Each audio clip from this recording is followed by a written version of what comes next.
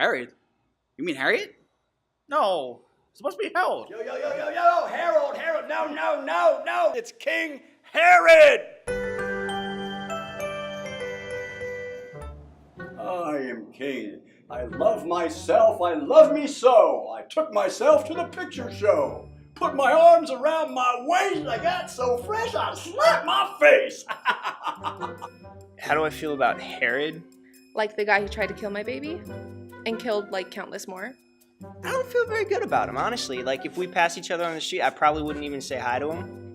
Mirror, mirror, fairest of them all, on the cover of GQ magazine, for I am king.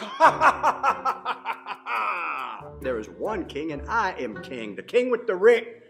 I am king. You know, he thinks he's clever. He tried to trick the wise men. He's like, hey, by the way, when you find this baby, can you guys, like, tell me where he's at so I can come and pay tribute? And the three wise guys don't show up to Joseph's crib with three bags of bling bling. They show up to my crib empty-handed. Yeah, nice, Herod. Like nobody saw through that. Those wise guys, I mean, they're wise guys. We ain't gonna head into that. Come to think of it, what's in the sack, Jack? Matter of fact, give me that. Yeah.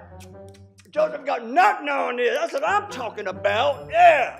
Well, there's a one for the money, two for the show. Ready, go, get go, but don't you step on my blue suede shoe. You can do anything, stay off of my blue suede shoe. Pretty angry at him, but we made it out. Joseph did his job. We were faster, we got out, we went to Egypt. You can't touch this. You can't touch this. You can't touch this. You can't touch this. You can't touch this. Egypt's great, by the way, for those of you who've never been. It's a beautiful place to flee for your life. Does he have hair or his name is Harry? The title of my message this morning, it's not Game of Thrones. Just want to make sure for all you HBOers. It's not Game of Thrones. It's called The Battle for Thrones.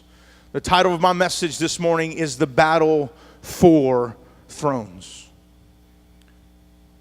This story is so intriguing because here is this man named Herod. Now, you have to realize Herod was an interesting person. Can I just tell you a little bit about King Herod? King Herod was actually a half Jew. In retrospect, he actually wasn't even a Jew at all.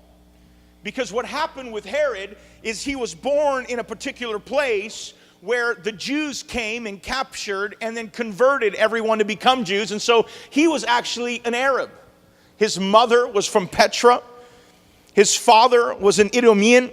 And so here they are in the desert, and this is where Herod grew up.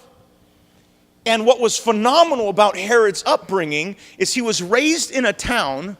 The Idumeans lived underground in these intricate tunnels underground.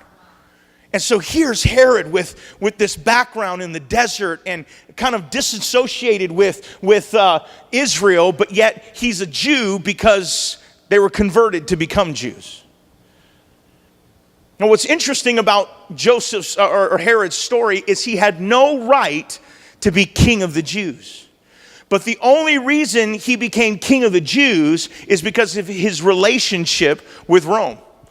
Herod's dad had an unusual relationship with Rome because when Rome came in, his position of leadership, he convinced the rulers of Israel to make friends with the Romans. And so he won favor with Rome. Real interesting. Some of you guys are looking at me going, why are you telling us history? We're going to get to the point.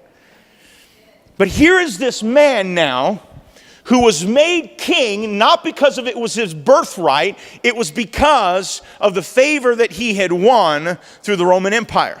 He had no right to be king. Now let me tell you what happens when this is a part of your life. Here he is knowing every single day that he has no right to the throne, but he stands upon a throne that he did not deserve, that he did not earn, that he was not born into. And there's something that begins to creep into our lives. It's an insecurity. It's issues that happen. And every time someone was born into something or any time there's a threat to his throne, the way he dealt with that threat was with severe prejudice.